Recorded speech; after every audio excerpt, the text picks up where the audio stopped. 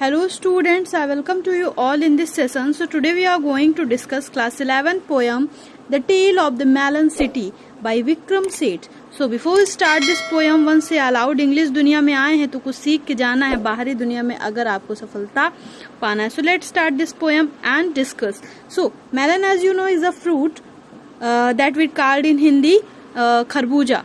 So let's start and discuss. The king in this poem is just and placid. ये जो poem है इसमें जो राजा है किंग वो जस्ट यानी कि काफी न्यायप्रिय और प्लेसिड यानी कि काफी काम माइंडेड यानी कि काफी शांत हैं. Does he carry his nation of justice a bit too far?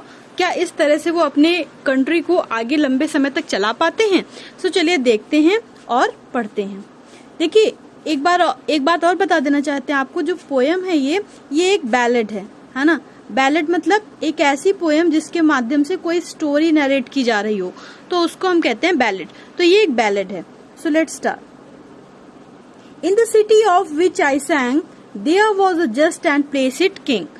The king proclaimed an arch should be constructed that triumphally would span the major thoroughfare to edify spectators there.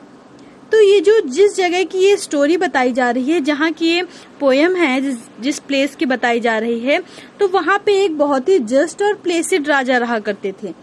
In the city of which I सैंग मतलब जिस city के बारे में मैं आपको गा करके इस पोयम में बता रहा हूँ वहाँ पे एक जस्ट यानी कि काफी न्यायप्रिय, प्लेसिड यानी कि काफी शांत राजा रहा करते थे. The king proclaimed an arch should be constructed. अब राजा ने एक ऐलान किया कि एक आर्क बनाना चाहिए. आर्क क्या है? एक तरह का ऐसा दरवाजा. आप लोगों ने इंडिया गेट देखा होगा है ना. तो इस टाइप का शेप का जो दरवाजा बनता है उसको कहते हैं आर्क. तो एक ऐसा गेट बनवाना चाहिए. That triumphally would span the major thoroughfare. जहाँ पे जो सिटी का जो मेन निकलने की जो जगह होती है, जो मेन निकलने वाला प्लेस होता है वहां पे बनाया जाए. To edify spectators there. जो भी लोग यहाँ से होकर के गुजरेंगे तो वो उसको देखेंगे तो दिखने में काफी अच्छा लुक लगेगा. ऐसा उन्होंने ऐलान किया. The workman went and build the thing. अब जितने भी वर्कमैन यानी कि जो कर्मचारी हैं, जो लेबर हैं, वो सभी जाते हैं और जैसा राजा ने कहा वैसा जाकर के बनाते हैं. They did so since he was the king. The king rode down the thoroughfare to edify the spectators there. अब राजा वहां पे जब वो बन जाता है तो वहां पर देखने के लिए जाते हैं कि क्या वो सही बना है. अब जब देखिए आप यहाँ पे भी देख सकते हैं राजा वहां पे अपने घोड़े ओड़े से गए हैं देखने के लिए. Under the arch he lost his crown. The arch was built too low a frown. अब जो आग बना था उसकी हाइट बहुत ही कम थी, इसलिए जैसे ही राजा इसके नीचे से गुजरे तो उनका मुकुट इसमें टकराया और क्राउन उनका जो था यानी कि उनका जो मुकुट था वो नीचे गिर गया क्योंकि आग बहुत ही लो यानी कि नीचे बना हुआ था. फ्राउन मतलब एक तरह का फेशियल एक्सप्रेशन होता है जब आप गुस्से में कोई एक्सप्रेशन देते हो. तो राजा बहुत ही गुस्सा हो गए. Appeared upon his Placid face the king said this is digress, this is disgrace. अब ये देखने के बाद राजा ने कहा कि ये बहुत ही शर्म की बात है. The chief of builders will be hanged. जो भी जिसके देखरेख में ये बनाया गया है, जो चीफ है इस बिल्डर्स का, उसको फांसी दी जाएगी. The rope and gallows were arrange. अब जो रस्सियां थी और जो फांसी का फंदा था उसकी व्यवस्था की गई. The chief of builders was laid out. He pass the king, he gave a shout. अब जो चीफ ऑफ बिल्डर था उसको जैसे ही लेकर के आया गया, वो जैसे ही राजा के सामने आया वो जोर जोर से चिल्लाने लगा राजा के सामने आकर के. O king, it was the workman's fault. कहने लगा राजा इसमें मेरी कोई गलती नहीं है, ये तो वर्क्समैन की गलती है यानी कि जो लेबर हैं, जो जिन लोगों ने इसमें काम किया है उनकी गलती है, मेरी कोई गलती नहीं है. O said the king and called hard. तो राजा ने कहा ठीक है रुक जाओ, इसको फांसी मत दो. To the proceeding being just. क्योंकि राजा चाहते थे कि उनकी जो भी प्रोसीडिंग है, जो कुछ भी है, वो न्यायप्रिय हो, मतलब कि किसी भी तरह की नाइंसाफी ना हो. इसलिए उन्होंने क्या कहा, and Placid now he said I must have all the workmen hang instead the workman looked surprise and sad. अब राजा ने कहा जितने भी वर्कमैन हैं, जितने भी कर्मचारी यहाँ पे काम कर रहे थे, जितने भी लेबर लगे हुए थे, उन सभी को फांसी दी जाएगी। अब वो सभी भी बहुत ही सरप्राइज्ड होगा और कहने लगे राजा से, oh king you do not realise the bricks were made of the wrong size. उन्होंने कहा कि राजा इसमें मेरी गलती नहीं है, आप समझ नहीं रहे हो, जो ब्रिक्स हैं यानी कि जिसने ईंटें बनाए हैं वो ईंटें गलत साइज के बन गए हैं, इसलिए ये सही शेप का नहीं बना, इसलिए इसमें मेरी कोई गलती नहीं है, जिसने ईंटें बनाए हैं उसकी गलती है क्योंकि उसी ने ईंटें सही नहीं बनाए। Summon the masons, said the king. The masons stood there quivering. अब मैसन को बुलाया गया जिसने ईंटें बनाए थे, उसको बुलाया गया, वो राजा के सामने कांपते हुए खड़ा हुआ। It was the architect, they said. The architect was someone. अब उन लोगों ने कहा मेरी गलती नहीं है, ये तो आर्किटेक्ट, यानी कि आर्किटेक्ट कौन होता है, जिसने पूरा स्ट्रक्चर तैयार किया हो, जो इंजीनियर होते हैं और एक लेआउट तैयार करते हैं कि ऐसा ऐसा बनना है, ठीक है। तो उन्होंने कहा कि उस आर्किटेक्ट की गलती है, मेरी गलती नहीं है, उन्होंने जैसा कहा मैंने तो वैसे ही ईंटें बनाए। Well architect shared his majesty. अब आर्किटेक्ट को बुलाया गया, उसने कहा हे majesty I do ordain that you shall be hanged, said the architect. O king, you have forgotten one small thing. तो वो कहने लगा कि राजा आप एक बात भूल रहे हो, मैंने इसमें मेरी कोई गलती नहीं है, आपने ही एकदम से चेंज कर दिया था, मैंने जो आपको डिजाइन दिखाया था उसमें आपने ही एकदम से सडन चेंज करवा दिया था, इसलिए ये गलत बन गया, इसमें मेरी कोई गलती नहीं है, इसमें आपकी गलती है। You made certain amendments. आपने एकदम से कुछ अमेंडमेंट यानी कुछ चेंजेस करवा दिए थे।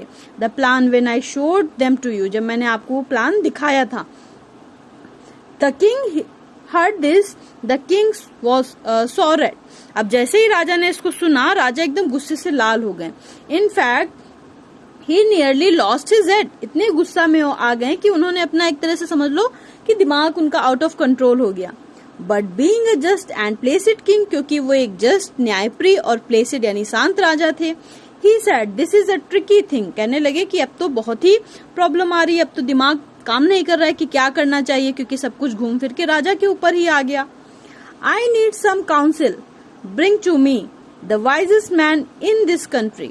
अब राजा कहने लगे कि मुझे एक काउंसिल चाहिए, एक ऐसी कमिटी चाहिए जो मुझे सलाह दे सके। एक काम करो, इस कंट्री का जो सबसे बुद्धिमान आदमी हो उसको लेकर के आओ, अब मैं उससे सजेशन लूंगा, वो बताएगा कि इस केस में क्या करना चाहिए।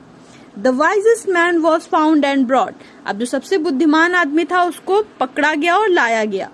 ने carried to the royal court. अब जब वो रॉयल कोर्ट में था उसने क्या कहा, he could not walk and could not see, so old and therefore wise was he. अब वो ना तो देख सकता था ना तो चल सकता था, क्योंकि वो बहुत ही बूढ़ा था, लेकिन वो बुद्धिमान था। But in a quavering voice he said, कांपती हुई आवाज में उसने कहा, the culprit must be punished, कि जो कोई भी दोषी है उसको सजा तो मिलनी ही चाहिए, अवश्य मिलनी चाहिए। Truly the arc it was that banked the crown of and it must be hanged. तो एक काम करते हैं, जो आग था जिसकी वजह से वो क्राउन गिरा, उसी को फांसी पे चढ़ा दिया जाए, इसी की गलती है तो इसी को फांसी पे चढ़ा दिया जाए, इसमें और किसी की गलती नहीं है।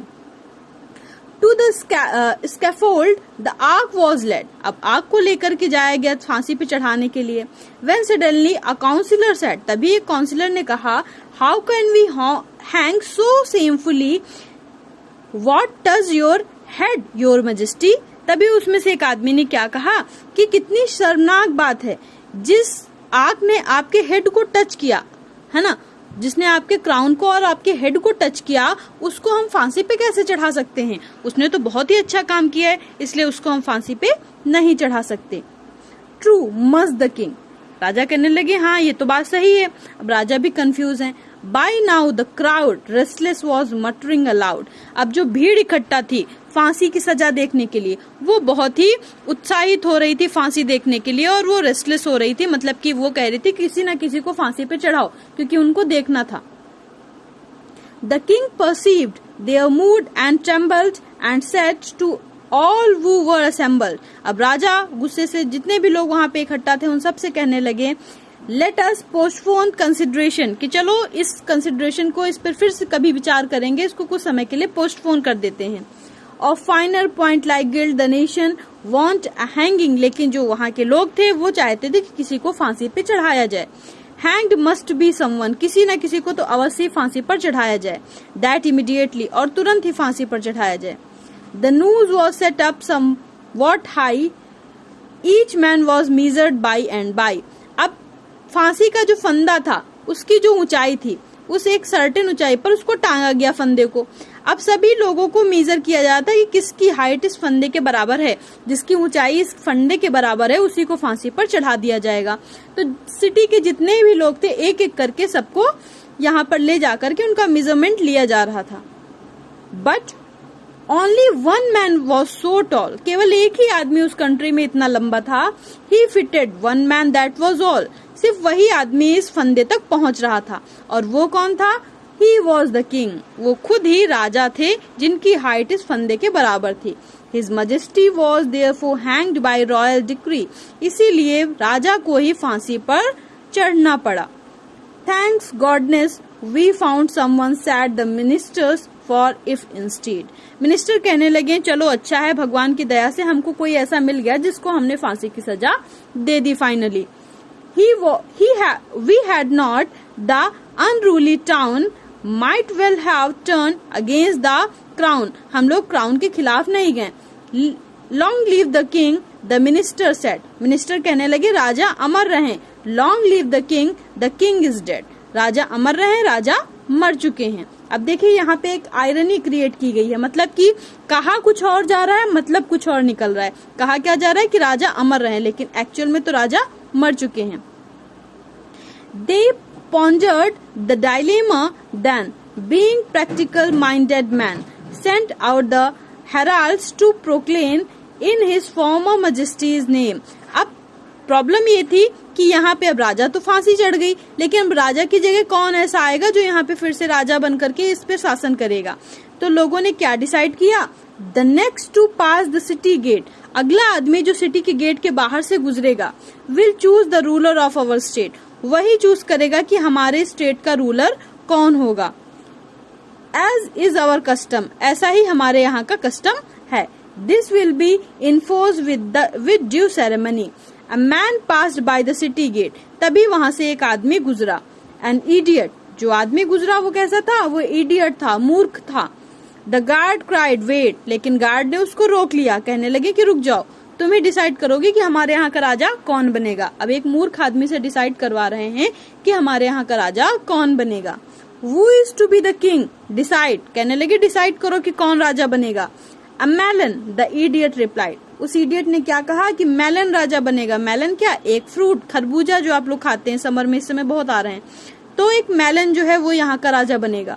This was his standard answer to all question. He liked melon, you. अब वो जो आदमी था वो हर क्वेश्चन का जवाब यही देता था मेलन, क्योंकि उसको मेलन्स बहुत पसंद थे। And now our king, अब जो खरबूजा है वो इस कंट्री का एक राजा बन चुका है। The minister said crowning a melon, अब मिनिस्टर्स ने क्या किया? उस मेलन को गद्दी पर बिठा दिया और उसके ऊपर क्राउन रख दिया। Then they let carried the melon to the throne and reverently set it down, उसी को बिठा दिया और उसी को सिंहासन पर स्थापित कर दिया गया। This happened years and years ago, अब ये जो घटना हुई है ये काफी साल पहले हुई थी। ईयर्स एंड ईयर्स एगो मतलब बहुत साल पहले हुई थी। When now you ask the people, so अब जब आप वहाँ के लोगों से पूछोगे कि ये सब कैसे हुआ, आपके यहाँ एक खरबूजा कैसे राजा बन गया। Your king appears to be a melon, आपका जो राजा है वो तो एक मेलन है। How did this happen, ये कैसे हुआ? They say, well on accounts of customary choice, if his majesty rejoice, तो ये तो एक कस्टमरी चॉइस थी, इस वजह से राजा मेलन बन गया। In being a melon, that's okay with us, for who are we to say, और वहाँ के लोग क्या कहते हैं कि अगर हमको मेलन, हमारा राजा मेलन है, इस बात से हमें कोई प्रॉब्लम नहीं है, तो तुम कौन होते हो पूछने वाले कि हमारे यहाँ का राजा मेलन क्यों है। What he should be as long as he lives us in peace and liberty. और हमें इस बात से क्या लेना देना है कि हमारे यहाँ का राजा कौन है, हम बहुत ही शांति से और स्वतंत्रता से अपनी जिंदगी यहाँ पर जी रहे हैं, हमें तो इस बात की ही खुशी है। The principle of laissez-faire seems to be well established there। यहाँ पे जो प्रिंसिपल है, यहाँ के जो सिद्धांत है वो बहुत ही अच्छे से एस्टैब्लिश हो रखे हैं। सो ये थी आपकी ये पोयम। आई होप कि आप सभी को समझ में आई होगी। काफी फनी और आयरनी बेस्ड पोयम है और एक बैलेड है जिसमें एक स्टोरी नरेट की गई है। तो अगर किसी भी तरह की कोई कंफ्यूजन है तो आप हमें कमेंट बॉक्स में लिख सकते हैं। टेलीग्राम का लिंक आपको डिस्क्रिप्शन बॉक्स में मिल जाएगा, वहां से जाकर के आप हमारे टेलीग्राम चैनल को ज्वाइन कर सकते हैं और साथ में प्लेलिस्ट भी आपको मिल जाएंगी। बाकी की जो क्लासेस हैं ऑलरेडी यहाँ पे अवेलेबल हैं, आप वो भी हमारी चैनल पर जाकर के विजिट कर सकते हैं। तो thank you students, thank you so much, take care and bye bye.